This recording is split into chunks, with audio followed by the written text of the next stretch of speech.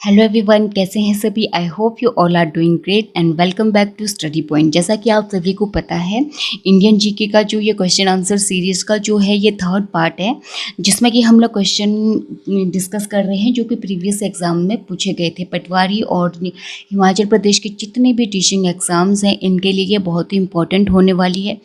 देखिए, क्वेश्चन का जो अब लेवल है वो काफ़ी ज़्यादा बढ़ गया है, चाहे वो टैट हो या फिर कमीशंस हो या फिर अदर एग्ज़ाम्स हो, सब में अब लेवल हाई हो गया है। अब सीधे सीधे क्वेश्चंस नहीं पूछे जाते हैं, लेवल थोड़ा हाई ही रहता है। इसलिए हम लोगों को तैयारी भी उसी तरीके से करनी होगी, क्वेश्चन का लेवल भी उसी तरह से ही होना चाहिए।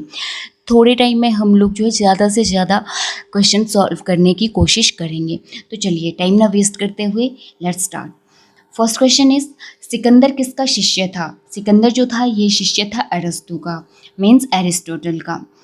मैगस्थनीज किसका राजदूत था। मैगस्थनीज जो है ये सेल्यूक्स का राजदूत था, और आपको पता ही होगा मैगस्थनीज ने जो है कौन सी बुक लिखी थी। इन्होंने लिखी थी इंडिका। अब ऐसे क्वेश्चंस नहीं पूछे जाते हैं कि मैगस्थनीज ने जो है कौन सी बुक लिखी थी। ये सारे बहुत ही लेवल बहुत कम लेवल के रह गए हैं, क्योंकि अब हाई लेवल का ही ज़्यादा पूछा जाता है छोटे छोटे एग्जाम्स में भी, राइट। क्योंकि अब पता है कंपटीशन बढ़ चुका है, ये क्वेश्चन हर कोई सॉल्व कर ही लेता है। Now next question is, Sanchi का स्तूपा किसने बनाया। जो सांची का स्तूप है ये बनाया था अशोक ने। किसके शासनकाल में मैगस्थनीज ने भारत की यात्रा की थी। तो चंद्रगुप्त मौर्य के शासनकाल में जो है इसने मैगस्थनीज ने भारत की यात्रा की थी। नेक्स्ट इज, किसकी तुलना मैकियावेली के प्रिंस से की जाती है। इंपॉर्टेंट क्वेश्चन है। तो मैकियावेली के प्रिंस से तुलना की जाती है कौटिल्य के अर्थशास्त्र से। कौटिल्य ने रचना की थी अर्थशास्त्र की, राइट। चाणक्य का दूसरा नाम क्या था। देखिए, चाणक्य के बहुत सारे नाम थे, जैसे विष्णुगुप्त हो गया, कौटिल्य हो गया, ये सारे के सारे नाम हैं चाणक्य के। और चाणक्य गुरु हैं किसके, चंद्रगुप्त मौर्य के। देखिए, चंद्रगुप्त मौर्य की आपने हिस्ट्री पढ़ी होगी। चंद्रगुप्त मौर्य एक ऐसे राजा हैं जो भारत के जो है पहले स्वतंत्र शासक बने, पहले भारत के शासक बने, और इन्होंने अपना साम्राज्य खुद स्थापित किया था। इसलिए जो है सबसे इम्पोर्टेंट शासक इनको माना जाता है, राइट। वह शासक कौन था जिसने सिंहासन पर बैठने के लिए अपने बड़े भाई सुसेन की हत्या कर ली थी। देखिए, अपने बड़े भाई की हत्या सिंहासन पर बैठने के लिए अशोक ने की थी। इसने अपनी लाइफ में बहुत बुरे बुरे काम किए, ये लड़ाइयों में हमेशा व्यस्त रहता था, राइट। बट लास्ट में जो है जब कलिंग का वर्ड इसने देखा तो उसमें बहुत ज़्यादा जो है खून बहा था। उससे ये बहुत ही ज़्यादा विचलित हुए और इनका हृदय परिवर्तन हुआ, और इन्होंने जो है कौन सा धर्म वहाँ से अपना लिया था। तो इन्होंने अपना लिया था बौद्ध धर्म, right. Next question is, Bindusara ने विद्रोहियों को कुचलने के लिए अशोक को कहाँ भेजा। बिंदुसार का पुत्र है अशोक, राइट। तो इन्होंने भेजा था तक्षशिला में, ठीक है। नेक्स्ट इज, अशोक को अन्य किस नाम से जाना जाता है। तो इनको देवान प्रियादशी के नाम से भी जाना जाता है। कौटिल्य किसका प्रधानमंत्री था। तो ये प्रधानमंत्री थे चंद्रगुप्त मौर्य के। सी, मैंने मैक्सिमम टू मैक्सिमम जो है या मैक्सिमम से मैक्सिमम क्वेश्चंस जो है यहाँ पे मैंने कवर अप करने की कोशिश की है मौर्य काल से, राइट। तो चलिए देखते हैं, सांची किस कला व मूर्तिकला का निरूपण करता है। तो ये करता है बौद्ध का। चंद्रगुप्त मौर्य के शासन विस्तार में किसने मुख्य रूप से उसकी मदद की थी। तो चंद्रगुप्त मौर्य की मदद की थी इनके गुरु चाणक्य ने। कलिंग विजय के बाद अशोक ने किस धर्म को अंगीकृत किया था। बौद्ध धर्म को क्यों किया था, क्योंकि यहाँ पे इन्होंने बहुत ज़्यादा नरसंहार देखा था और उसके बाद इनका हृदय परिवर्तन हो चुका था। प्राचीन भारत का वह प्रसिद्ध शासक कौन थे जिसने अपने जीवन के अंतिम दिनों में जैन धर्म को अपनाया। तो चंद्रगुप्त मौर्य ने जैन धर्म को अपनाया था, जबकि इनके पोते अशोक ने जो है कौन सा धर्म अपनाया था, बौद्ध धर्म को अपनाया था। इंपॉर्टेंट क्वेश्चन है ये भी। मौर्य साम्राज्य में प्रचलित मुद्रा, तो ये प्रचलित मुद्रा है पर्ण। मौर्य साम्राज्य के संस्थापक कौन थे। तो वो थे चंद्रगुप्त मौर्य। कौन थे, चंद्रगुप्त मौर्य। मुद्रा राक्षस के लेखक, तो मुद्रा राक्षस के जो लेखक है वो है विशाखादत्त। अशोक का उत्तराधिकारी कौन था। तो वो था विशाखादत्त। Sorry, my apology. तो इसका अशोक का जो उत्तराधिकारी था वो था कुणाल, राइट। मुद्रा राक्षस के लेखक है विशाखादत्त और अशोक का जो उत्तराधिकारी है वो है कुणाल। मौर्य वंश का अंतिम शासक कौन था? वेरी इंपॉर्टेंट, बृहद्रथ जो है ये मौर्य वंश का अंतिम शासक था। देखिए मौर्य वंश इतनी जल्दी जो है ख़त्म नहीं होता। अगर अशोक ने धर्म की नीति नहीं इतनी ज़्यादा अपनाने में कोई बुराई नहीं थी, पर उसने कुछ ज़्यादा ही अपना ली थी, जिसके कारण जो है मौर्य वंश के पतन का कारण बना। विशाखादत्त के प्राचीन भारतीय नाटक मुद्रा राक्षस की विषय वस्तु क्या थी? तो इनकी जो विषय वस्तु थी चंद्रगुप्त मौर्य के समय के राज दरबार की दूर। तो देखिए इसका आंसर है चंद्रगुप्त मौर्य के समय में राज दरबार की दुर्भी संधियों के बारे में। राइट। किसने सहिष्णुता, उदारता और करुणा के त्रिविध आधार पर राजवंश की स्थापना की थी? इंपॉर्टेंट है, तो वो की थी अशोका ने। मालवा, गुजरात, महाराष्ट्र किस शासक ने पहली बार अब जीते थे? तो ये जीते थे चंद्रगुप्त मौर्य ने। देखिए चंद्रगुप्त मौर्य इकलौते ऐसे शासक हैं, उसके बाद एक आधा शासक ही ऐसा हुआ है जिसने जो है दक्कन वाला जो एरिया, दक्षिण वाला एरिया है उसको जीता हो। देखिए इन्होंने दक्षिण मालवा, ऊपर गुजरात को, और ये तो वेस्ट में है, बट महाराष्ट्र थोड़ा दक्षिण में आता है। नेक्स्ट क्वेश्चन इज नंद वंश के बाद मगध पर किस राजवंश ने शासन किया? तो मौर्य राजवंश ने जो है नंद वंश के बाद यहाँ पे अपना शासन किया था। मैक्सनीज की पुस्तक का नाम क्या है? तो इनकी पुस्तक का नाम है इंडिका। मौर्य काल में शिक्षा का सर्वाधिक प्रसिद्ध केंद्र रहा है तक्षशिला। अशोक के शिलालेखों में प्रयुक्त भाषा कौन सी थी? तो वो थी प्राकृत। किस ग्रंथ में चंद्रगुप्त मौर्य का विशिष्ट रूप से वर्णन हुआ है? तो विशाखादत्त की मुद्रा राक्षस में जो है चंद्रगुप्त मौर्य का विशिष्ट रूप से जो है वहाँ पे वर्णन हुआ है। नाउ नेक्स्ट इज वह स्रोत जिसमें पाटलिपुत्र के प्रशासन का वर्णन उपलब्ध है कौन सा है? तो वो है इंडिका। इंडिका में जो है पाटलिपुत्र के प्रशासन का वर्णन मिलता है। किस मौर्य राजा ने दक्कन की विजय प्राप्त की थी? तो दक्कन पर विजय प्राप्त की थी चंद्रगुप्त मौर्य में, यानी कि जो दक्षिण भारत के जो एरिया थे यहाँ पे चोल, विजयनगर वगैरह जो चोल शासक थे ये सारे के सारे बहुत ही ज़्यादा शक्तिशाली शासक थे, इनको हराना मुश्किल था। ठीक है, बट चंद्रगुप्त मौर्य जो है इन्होंने दक्कन के क्षेत्रों में भी जो है अधिकार किया था, उनको जीता था। कौटिल्य के अर्थशास्त्र में किस पहलू पर प्रकाश डाला गया है? तो उसमें डाला गया है राजनीतिक नीतियों पर। नेक्स्ट क्वेश्चन इज पाटलिपुत्र को किस शासक ने सबसे पहले अपनी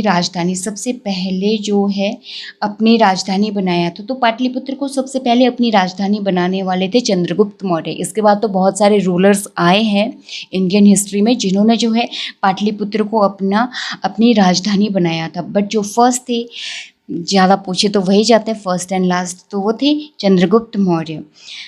बराबर जो कि कहाँ पे है, जहानाबाद जिला में है। इसकी गुफाओं का उपयोग किसने आश्रय गृह के रूप में किया? तो वो किया था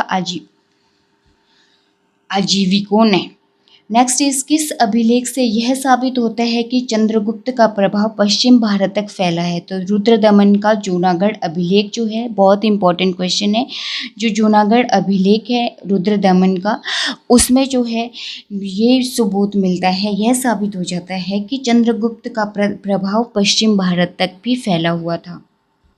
नेक्स्ट इज किस स्तंभ में अशोक ने स्वयं को मगध का सम्राट बताया है?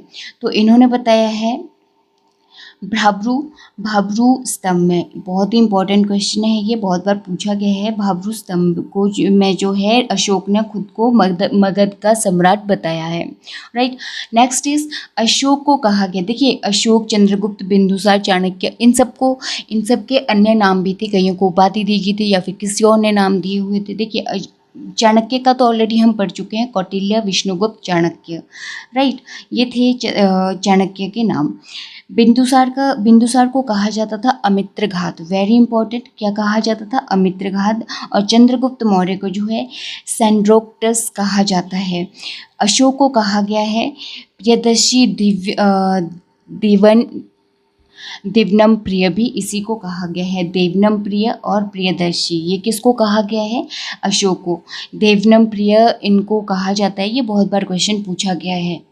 नेक्स्ट इज प्रथम भारतीय साम्राज्य किसके द्वारा स्थापित किया गया था? तो प्रथम भारतीय साम्राज्य जो है चंद्रगुप्त मौर्य के द्वारा स्थापित किया गया था। Very important. उत्तराखंड में अशोक का शिलालेख कहाँ पर है? तो उत्तराखंड यानी कि उत्तरांचल में जो है कालसी में मिलता है। अशोक के शिलालेखों को पढ़ने वाला पहला अंग्रेज कौन था? Very important. तो ये थे James Prinsep. James Prinsep. Chandragupta Maurya ने सेल्यूक्स को कब पराजित किया था? तो चंद्रगुप्त मौर्य ने सेल्यूक्स को जो है पराजित किया था 305 बीसी में। बाद में इनमें संधि हो गई थी। सेल्यूक्स की बेटी से चंद्रगुप्त मौर्य ने जो है क्या कर दिया था? मैरिज कर ली थी। राइट। कलिंग युद्ध की विजय तथा क्षत्रियों का वर्णन अशोक के किस शिलालेख में है? इंपॉर्टेंट है। तो यह शिलालेख 13 में। राइट। कलिंग युद्ध कब हुआ था? तो कलिंग युद्ध जो है 261 बीसी में हुआ था। इम्पोर्टेंट है। कलिंग युद्ध जीतने के बाद अशोक ने क्या किया? भारी रक्तपात देकर युद्ध की नीति को सदा के लिए इसने क्या कर दिया था? त्याग दिया था और बौद्ध धर्म में ये कन्वर्ट हो गए थे।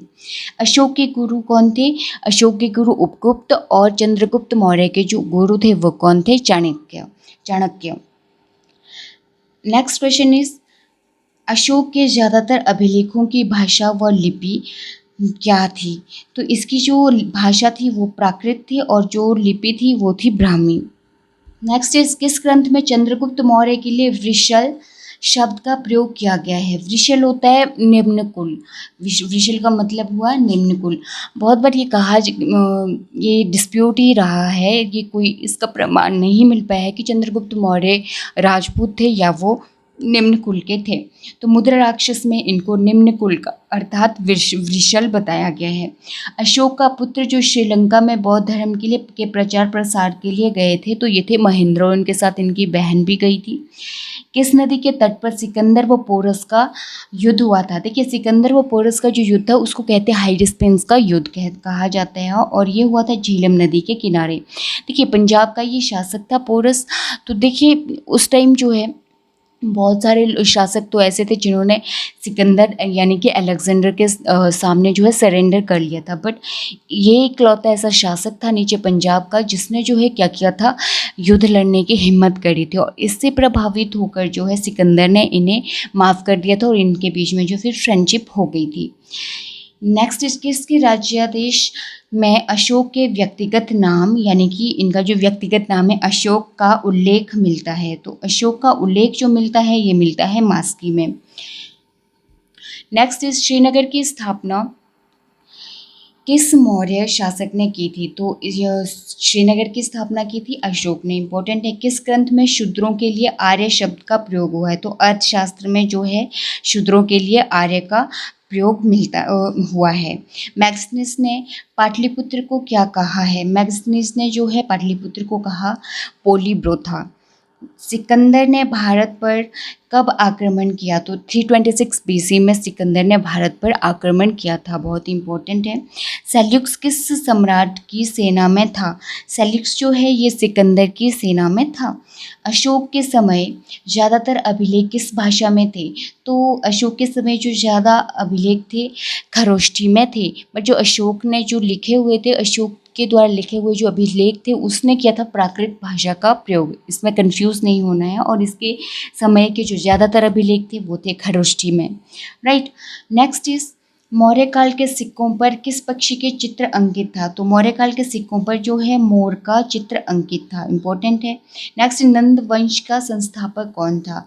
तो वो था महापद्मनंद। देखिए नंद वंश से उतने ज़्यादा क्वेश्चंस नहीं पूछे जाते, यही पूछा जाएगा फर्स्ट एंड लास्ट रूलर ज़्यादातर पूछा जाता है। फर्स्ट रूलर कौन थे? तो वो थे महापद्मनंद। सारनाथ स्तंभ किस चीज़ का उदाहरण है? तो सारनाथ स्तंभ जो है, ये जो सारनाथ स्तंभ है ये उदाहरण है मौर्य काल का। किसका है? मौर्य काल का। तो आज के लिए इतना ही। मिलते हैं नेक्स्ट वीडियो में, नेक्स्ट क्लास में नए क्वेश्चन आंसर सीरीज़ के साथ। तब तक के लिए पढ़ते रहिए, हंसते रहिए, एंड थैंक यू।